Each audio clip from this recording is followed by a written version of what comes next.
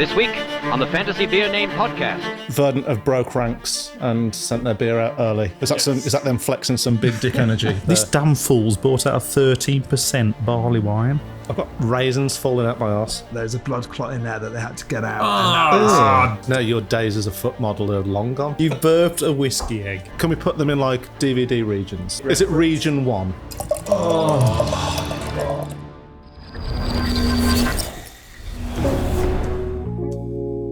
Hello and welcome to the Fantasy Beer Name Podcast, episode 6. I'm Christian. I'm Paul. And today we have a very special guest, Mr. Olly from Brewser. Hello, folks. Thanks for having me. Oh, thanks. Hello, Olly. Mr. Olly from Brewser. Mr. Olly from Brewser. You do have a second name, but I don't know it.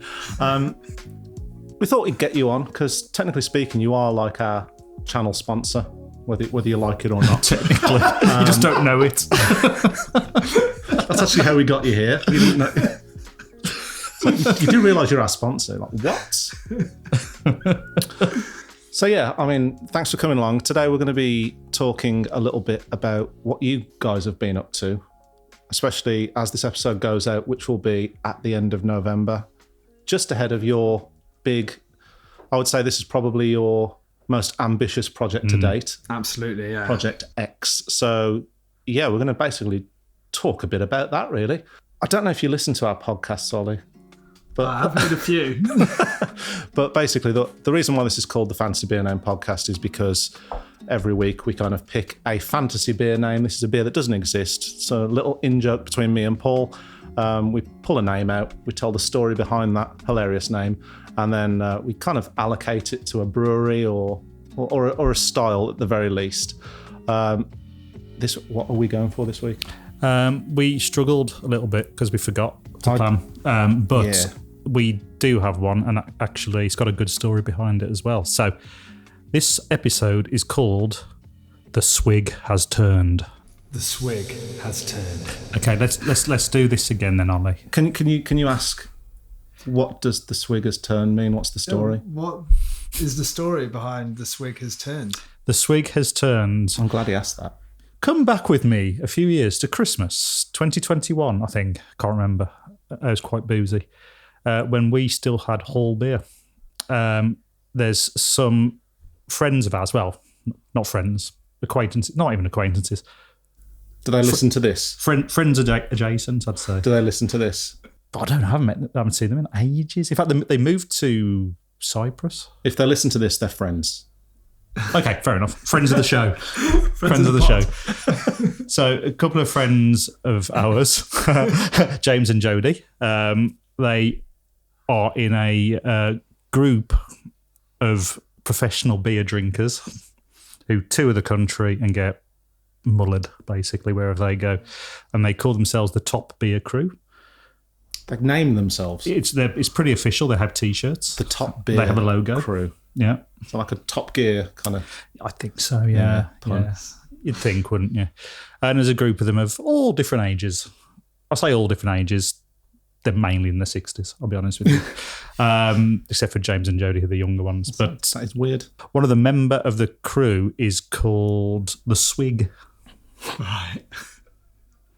I guess, which is this is definitely feeding into that Top Gear theme. Does he wear a helmet? No, he wears a gas mask. Right, so this is the weirdest. He sat in our bar one Christmas, all of them, and they were absolutely battered because they'd been drinking all day.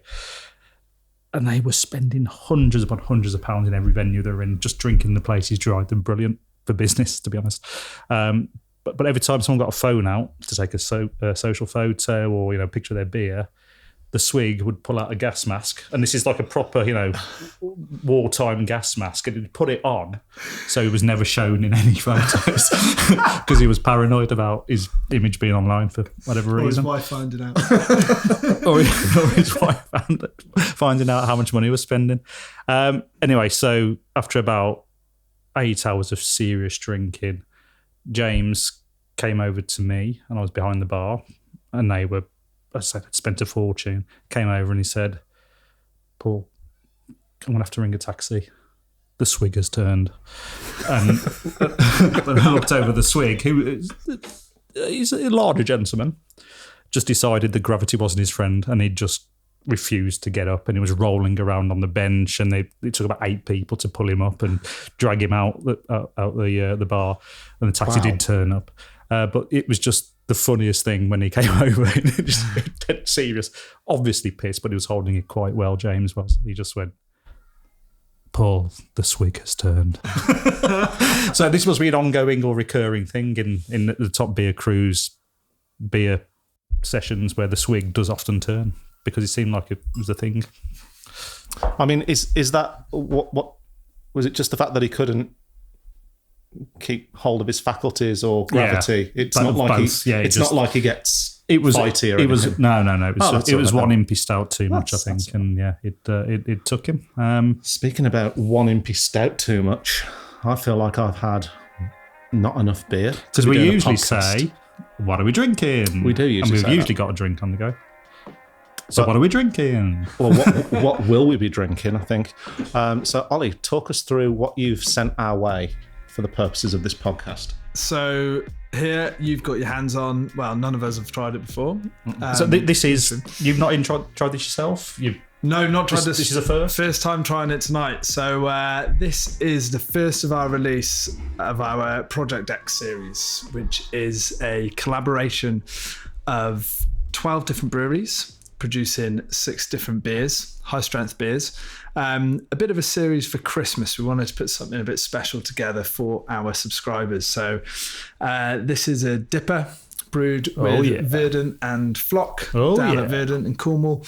Casting the Void, it's called, and this came out as a bit of a pre-release. All the other 5 beers are going to be released together in a special box set at the end of November. Since this has come out, so we work with Craft Diaries, who's an illustrator.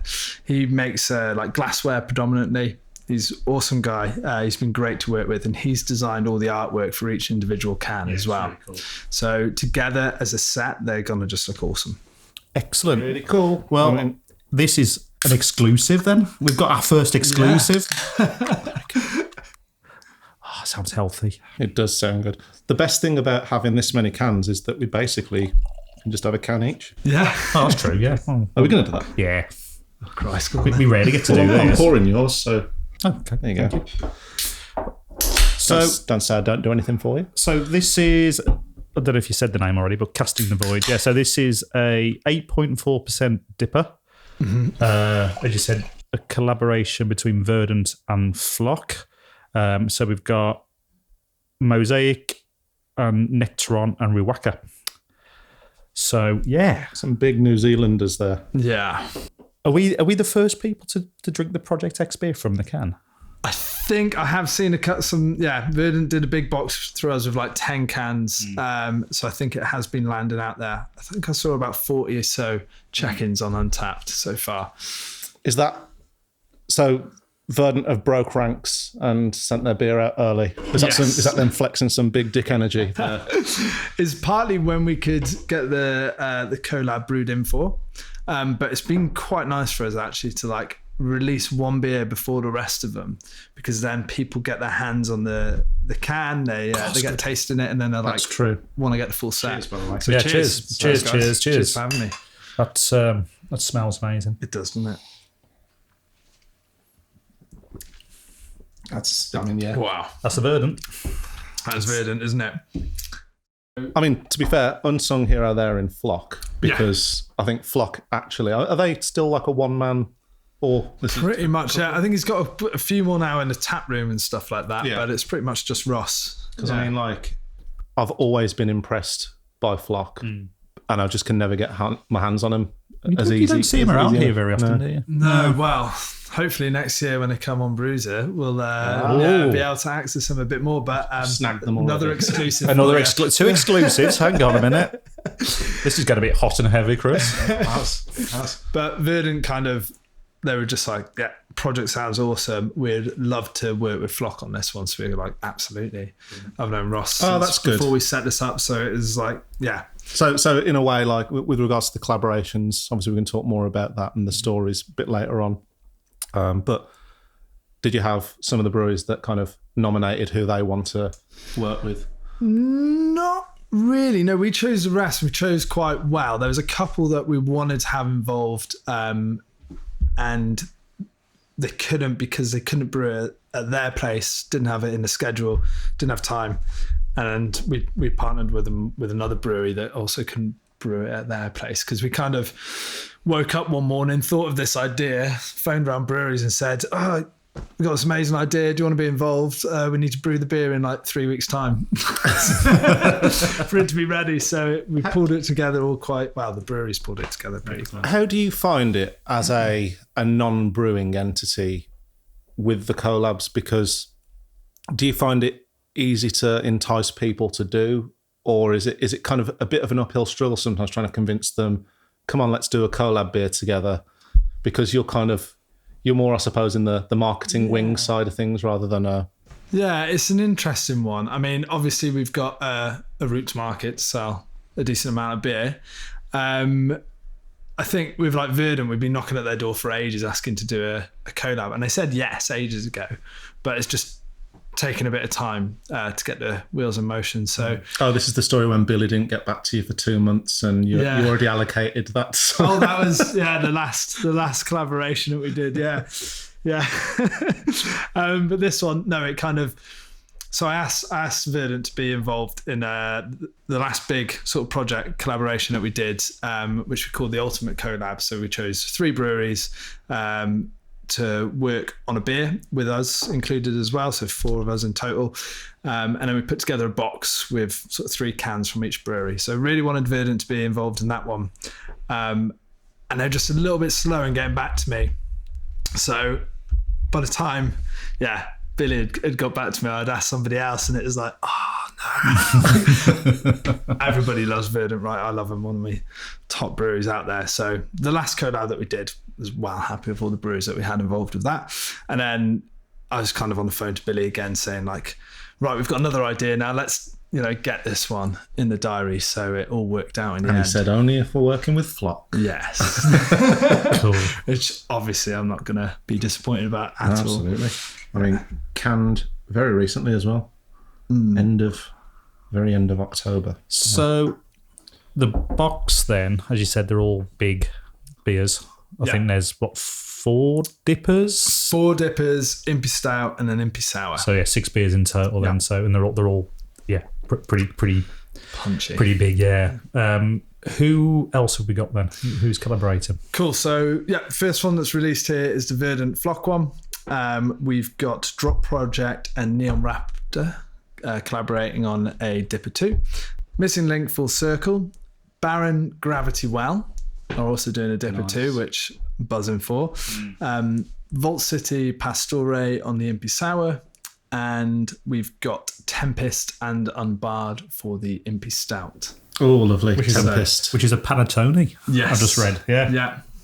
Oh my God. So there's the big beers, big breweries. That Impy Sour, when you dropped the details of that last night, I think I looked at it and I was like, oh my God, yes, because it's a snowball style drink. Unanimous drink. Yeah. Like that was, I remember that at Christmas, my nan used to have them. Yeah. Snowballs, like Advocaat and lemonade, isn't it? And Nans love a snowball. That's it. And we used to have I remember we had like bottles that were out of date, the little tiny ones. Curdled at the bottom. Yeah. In our cupboard for years. So, that's where the flavour is. It's quite funny. It's like a 70s classic, I suppose, isn't it? A staple. Okay, so some really great breweries there collaborating. Yes, some of our favourites. And some have been on the show.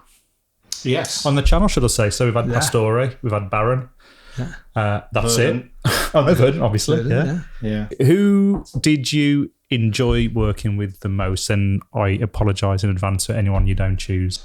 So the way we split it was Lewis did the first 3 collaborations.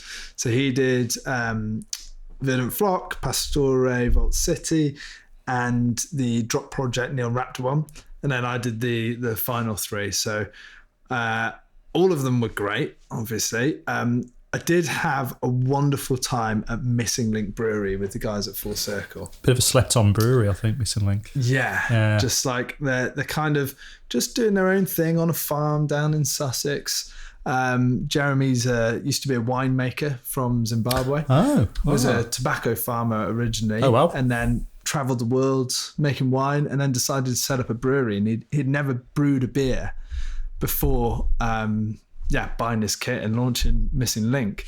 And just the attention to detail, because a lot of time with these brew days, some days you don't have much involvement. Like the first one we ever did was with the guys up at Full Circle, and I used to be a brewer myself, so I was like speaking to Ben, I was like, I can't wait to come up there and dig the mash out. And he's like, there won't be any digging and mash out, mate. You just push a button and it comes out of the tank. So I was like, a bit disappointed.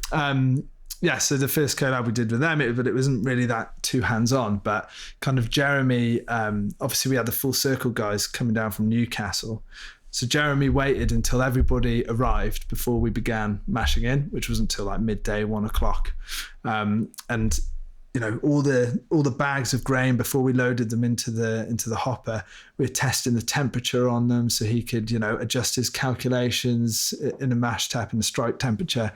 And I just never seen anything like it. And his wife Becky as well, a fantastic, amazing chef. So we just ate incredible foods, drank some amazing beers, and and they've got like camping pods. I was going to say, I've not been myself, but I was looking on their website and their Instagram, and it looks amazing. It is absolutely phenomenal. So I'd highly recommend going down there, checking it out. And I think it was in the Guardian or some middle class left wing bougie paper. Anyway, it was some of the best craft brewers and tap rooms. The best tap rooms in Europe, and Missing Link was in it. Yeah, absolutely, should be there. And if you're a Brewser subscriber as well, then you get a discount for staying in their glamping pods too. Nice. It's worth maybe a bit of discount at the tap room too. I'm not too sure about that, but definitely on the glamping pods. I feel a visit to Missing Link. Let's do it. Yeah. I'll go and get the car.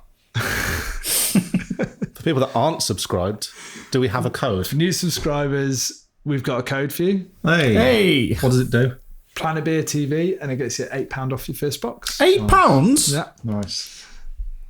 Wow. I didn't know this. This is genuinely a shock to me. It's like the third exclusive. Can I cancel and do it again? No. Can I use it, please? Okay, cool. All right, and I'm sure that'll be popping up all over the place, and we'll put it on our socials. But that's great. Yeah, this is really cool. I suppose we should also talk about the glass. I mean, we've got the glass here. Yeah, absolutely. I mean, do you mind if I just pour that straight into there? No. For the viewers at home, and it's nice little bit of sound there for the microphone. Nice, yeah. Actually, professional too. Did the microphone pick that up? That's right. Perfect.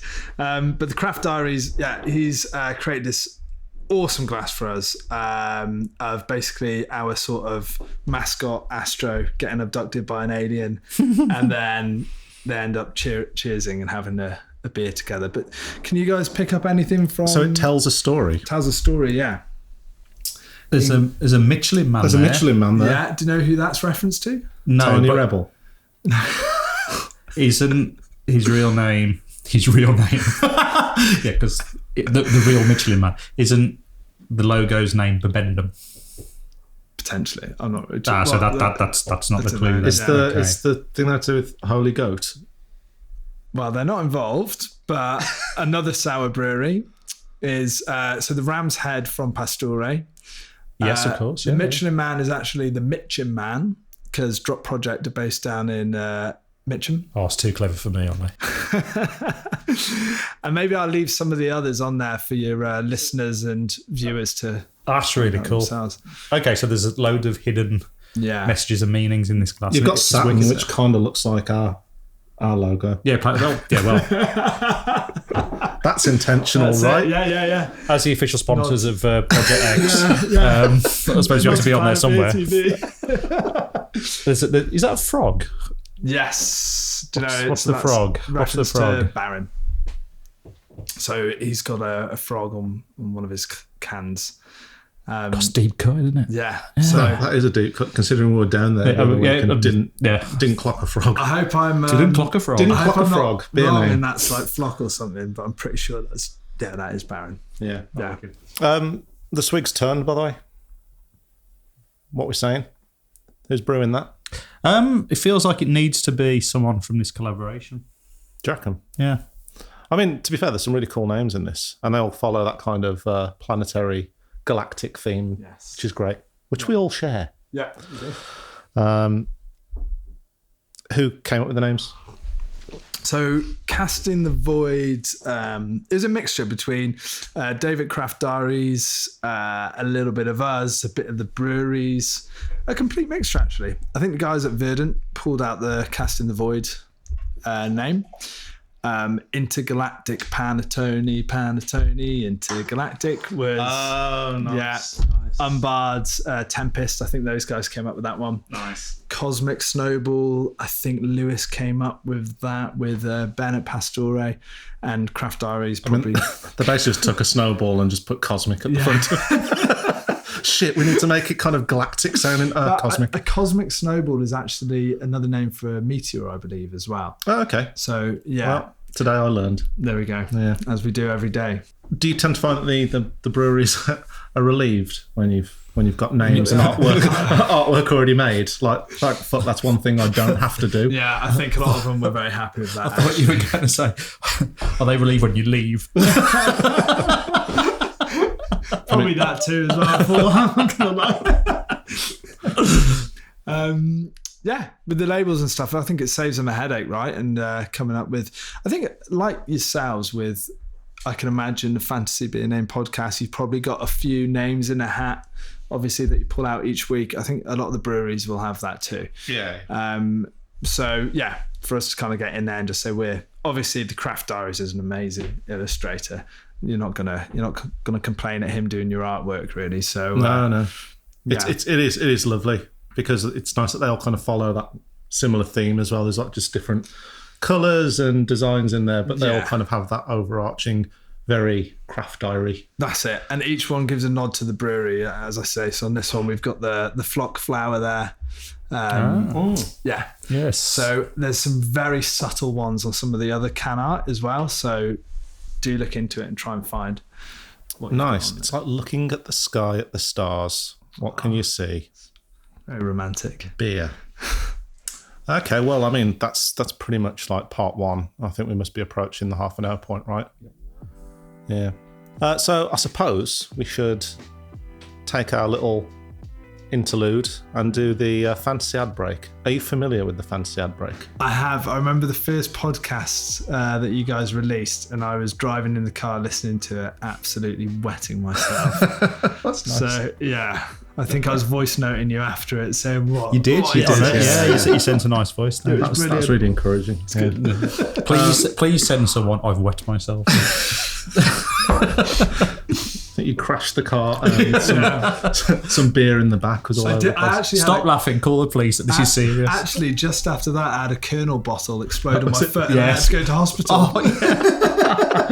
Hold that story. That's a good one. We'll talk more about that one. Is that a legit story? Yeah, no, that actually happened. Okay, Yeah. well, coming up in the second part, we'll learn about how a Kernel beer sent Olly to hospital. But for now, we're going to do the fantasy ad break. So for those of you who haven't listened before, the whole kind of theme about this podcast is that it's all fantasy beer names, and why not a fantasy sponsor as well. So each week, me or Paul write one, and the other one reads it out generally. But because we've got our special guest, Mr. Oliver Morgan, I'm going to get him to read it. Now, I don't think you've read this before. Or maybe you have had a little sneaky peek.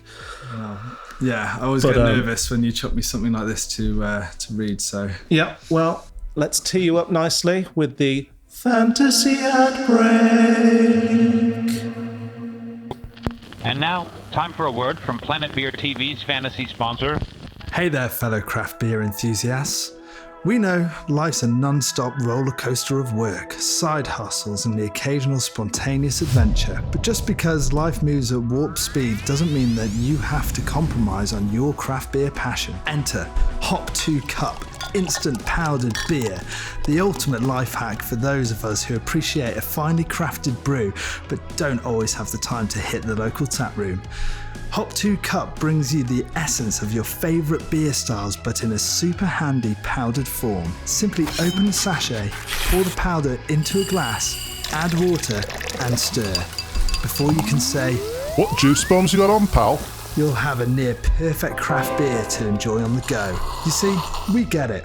There's a whole world of beer out there, and Hop 2 Cup brings it straight to your glass, so you never, ever, ever need to stop the relentless grind of your hustle culture lifestyle. Hop 2 Cup comes in 4 amazing flavours: yellow, vegetable, coffee-ish, and salt and vinegar. So whatever your favourite beer styles are, there's probably a Hop 2 Cup flavour that you might possibly put up with. From chasing deadlines to chasing dreams, Hop 2 Cup is your trusty companion. Hop 2 Cup instant powdered beer. The future of beer is instant. Warning, Hop 2 Cup has not been approved by the FSA. May cause blindness.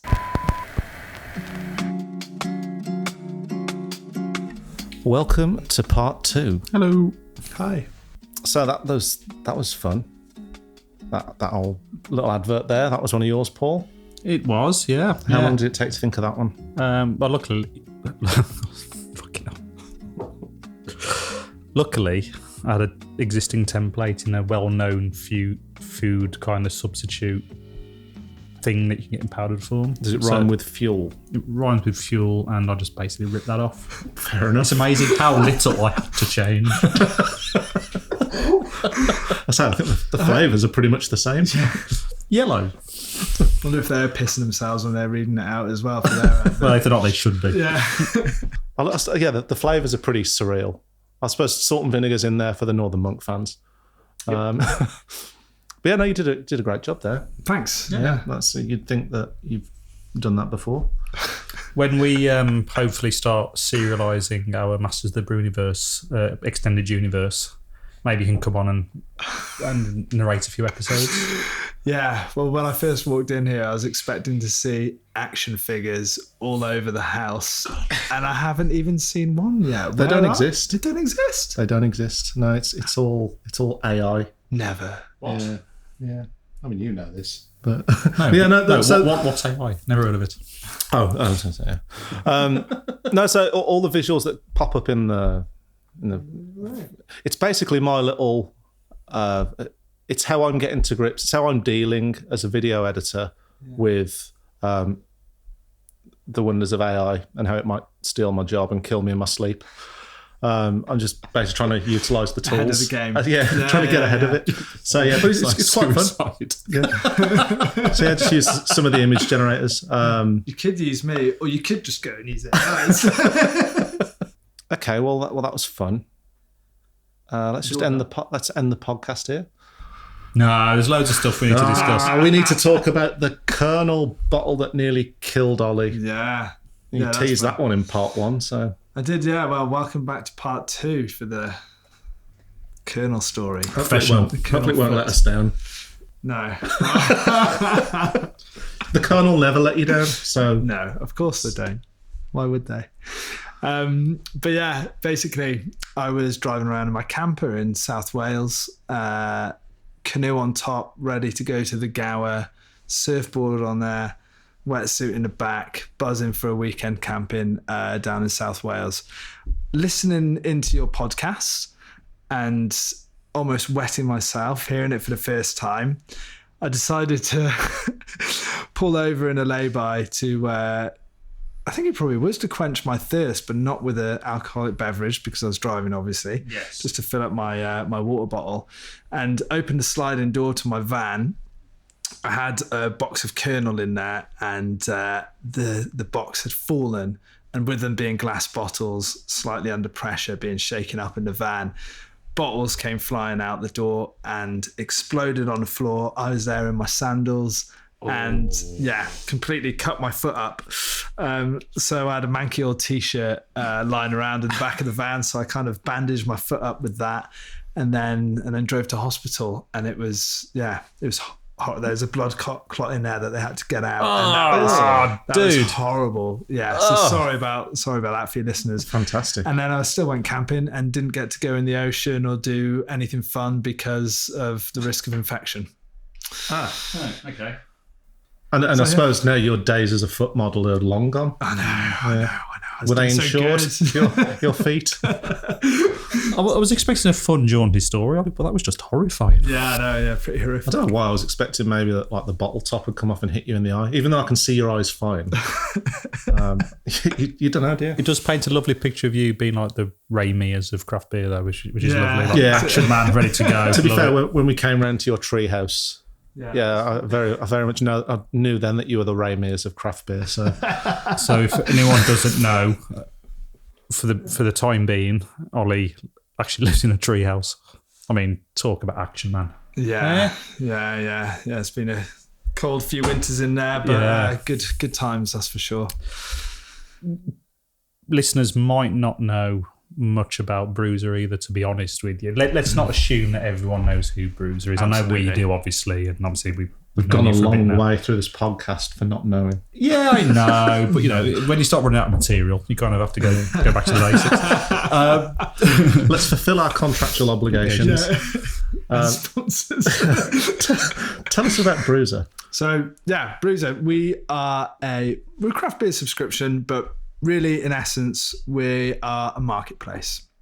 So we've partnered with around about 120 of the best breweries in the UK on board our platform. Each month these breweries are putting together boxes to showcase their best beers, fighting for your custom basically. So each month you get to choose which brewery you want. That brewery will create a box of their freshest, latest and greatest craft beer, and they send it directly from their cold store to your front door. So it's a great way of exploring the UK's best beers at a good price, all on one easy to use platform. Boom. And it is easy to use. We both use it. You've had a bit of a rebrand as well recently. Yeah, what do you think of the new website? Can I be honest? Much better. Yeah. I thought you could be. Never know what to expect with you. I come from a web design background, so I'm particularly picky about certain things. But no, it's much easier to use now, and it's really intuitive. So it just looks better. It's good. Yeah. And that's on Brewser.beer. Yeah, Brewser.beer.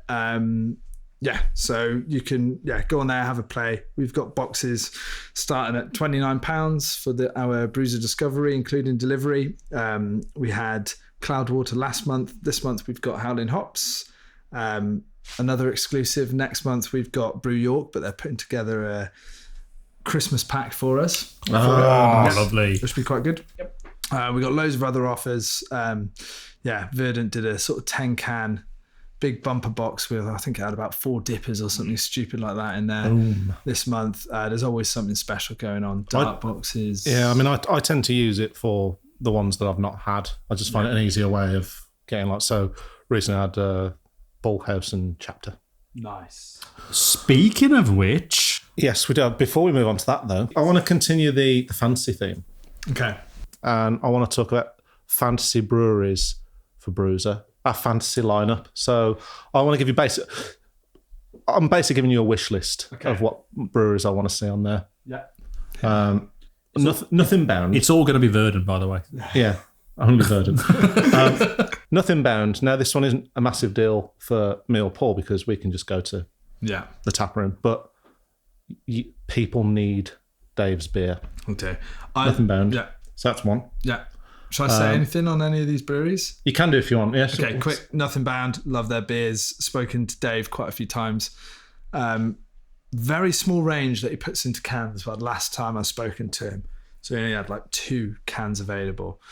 But yeah, 100%. If you haven't tried their beer, listening now, then go and find it somewhere else. Not available on Brewser yet, but I have heard Dave's brought on a new brewing assistant as well, so it might be about to upscale. He's took on employee number 1 or 2, depending on if you count yourself. And his dad. Well, either way. 2.5. 2.5. Next one. 2.5 brewers. Floc. I don't think they're on, are they? Despite them being involved in that. So Floc I want aren't Floc on there. Yeah, they'll be coming Floc on. Get Floc. Yeah, me and Ross, we get on really well. They'll be coming on. Again, just tiny range just selling out. He needs to expand, buy some more tanks in, and then you'll be seeing it more. Yeah, I suppose. You do have that thing because you have that kind of perennial. It's every month. There's that kind of thing about how many duplicates are in a box and stuff. You need to really kind of have the range of styles and stuff, or at least the Jupiter poopers. Is that the term? It is now. Another exclusive. What are we on now? 5, 6. Jupiter poopers. That's a beer name. That's amazing. How about you? Come on, fancy beer, a fancy brewery for Brewser. You know what? I'd like to see, because I'm a greedy person, and also I think the international beer market in this country is kind of dominated by 2, 3, maybe 4 importers. So I'd like to see some kind of international breweries on there, actually. Some of the big American stuff would be quite nice. I mean, obviously, that would be cool. When you get Treehouse on. The dream. The dream, yeah. Well, maybe one more exclusive for you, but you may in the new year. You will be seeing some international breweries coming on board. That's all I've got for you. As much as I can say at the moment. Oh, how international! Wow, That's all you can tell us. But, it's a wide area. Yeah. Are we talking like? Can we put them in like DVD regions? So is it like? Is it? That's a target reference. Is it region 1? Region 1 was America, wasn't it? I think. Yeah. Region 2. I had a multi-region DVD because I was really proud. Okay. Well, maybe multi-region breweries as well. Excellent. Yeah. Oh, nice. Yeah. I can't really think of another way to put it. Bushcraft. Are there any American breweries? Is it European? Yeah. So that's really exciting. So expansion of huts. Yeah, super exciting. We'll have to find. Well, we have found, and we will have to work with the right partner to import those beers because we don't have a warehouse. We don't touch the stock. That's our model. Humble brag there. But fancy bragging that you don't have a warehouse. That's like that's the in thing. Oh, I don't want to brag, but I'm kind of a big deal. I haven't got a warehouse. It's got a shitty desk in my house. It's a tiny flat in a tree. Yeah. Could get quite David Brent. Cold store, mate. I've got 120 of them. Oh no! Did you just Ricky Gervais impression it? Oh no! It's a new Brewser advert there. Yeah.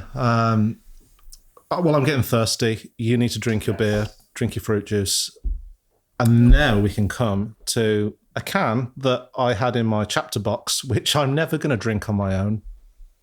Oh my God! I didn't. I was waiting for you to notice that. I didn't clock the ABV.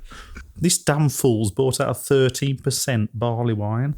It's still only the second booziest beer that we've had on the podcast so far because we did have the Wonder Beyond 15.1%. 15.1%, that one. And it's still only the first day of the week. It's only Monday. Yeah. Well, it's downhill from here. I mean, this podcast actually, it's doing well now. We're getting a bit more lubricated. I think that it felt a bit cold to start with because this actually been brought forward by 2 days. I think I was planning to basically do this on Wednesday. Yeah, we don't do these things on Monday usually. Anyway, let's get this on the go. So, give us some ASMR, please. Oh yeah.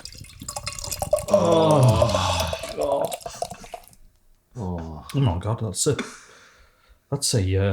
dark boy, isn't it? Look at that. Now, is that a British style barley wine or an American? Because they're probably I haven't different. looked actually. They're hugely different. Yeah. I've got to say, you can tell us then. I've got to say, I much prefer American barley wines.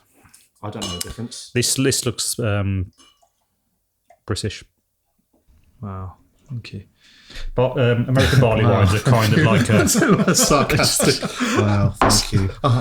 They're kind of more like an amber. They're a bit clearer. Not amber, sorry, okay. that's the wrong word completely. Like a sort of coppery red. Banks is gold. Barley wine. So, yeah, these damn fools give us a chapter called the Fardell Barrels, and it's a barley wine. It's 13%. I've got raisins falling out my arse. Was that piles? I was just about to read on the back. There's a quote from Charles Baudelaire, right? Like, I feel like, and then you said, "I've got raisins dropping out my arse," as the great philosopher once said.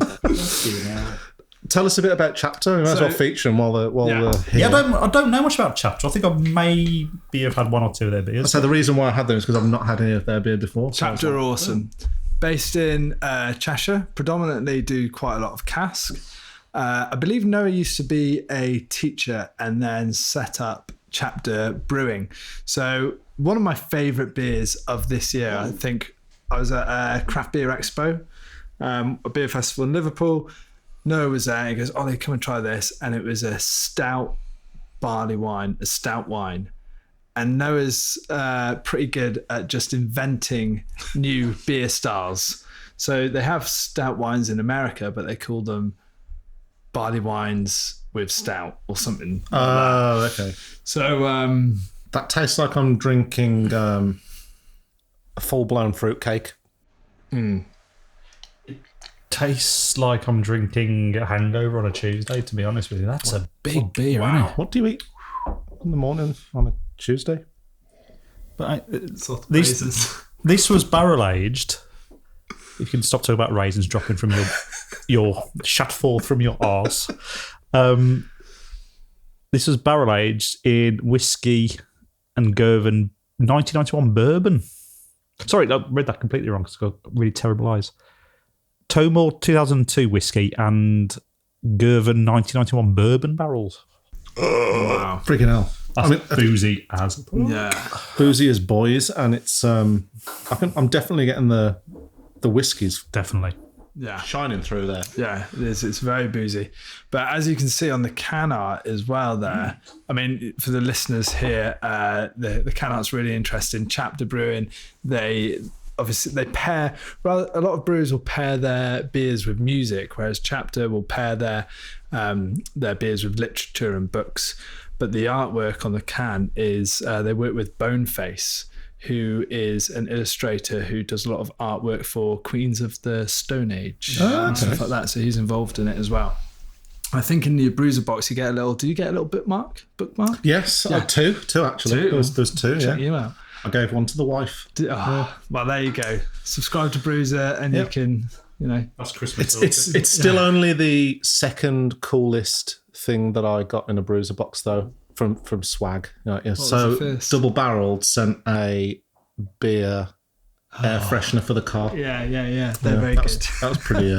It's pretty niche. Yeah. It's pretty niche. Apropos nothing, by the way, because this beer just reminded me of something I drank this week. And going back to the Kernel, I had their new Imperial Brown Stout this weekend, which was fucking brilliant.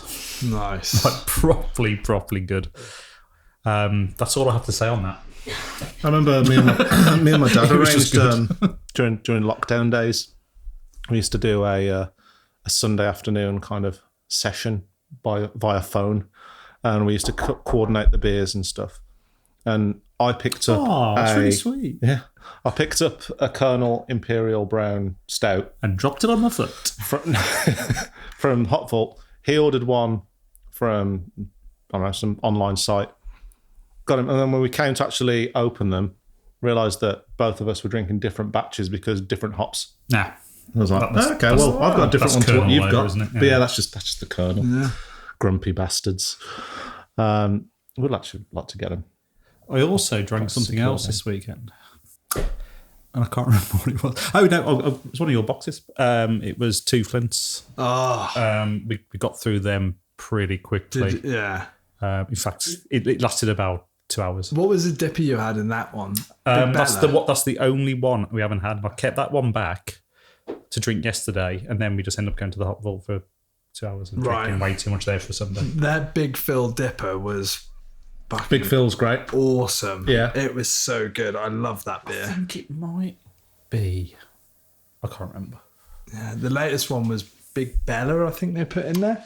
Yeah. which I'd love to try as well. But The burp on that beer is something else. I just burped a whiskey. yeah, You burped A whiskey raisin. out of your mouth. A whiskey egg. Yeah. You burped a whiskey egg. Oh my god, 30% beers. On a Monday night. So, just as a wrap up from this point of view, I think I've got 3 Brewser boxes coming for Christmas, never. What have you got? including ProjectX actually. So, that'll last about halfway through, 2 days before Christmas Eve, and then I'll have to buy some more. Yeah. Have you ever thought about doing like a split? You know, you do the 2 drops in the month. Yeah. Have you thought about doing like Another one. 1 and 1? Like, what if I want to have one in the early drop and one in the... Yeah. That'd be good. Yeah. Generally, most of the time, if someone gets in touch with us saying, "Can I have another box in the other drop?" we'll do it. But we haven't got a button that just we push and it processes all the orders. It literally takes Lewis and I 3 days working from 5:30 in the morning till 11 at night of checking each individual order against a spreadsheet and ticking it off. Yeah. And it's still pretty artisanal then, isn't it, really? It's an industry. Yeah, it really... That's cool, though. Yeah.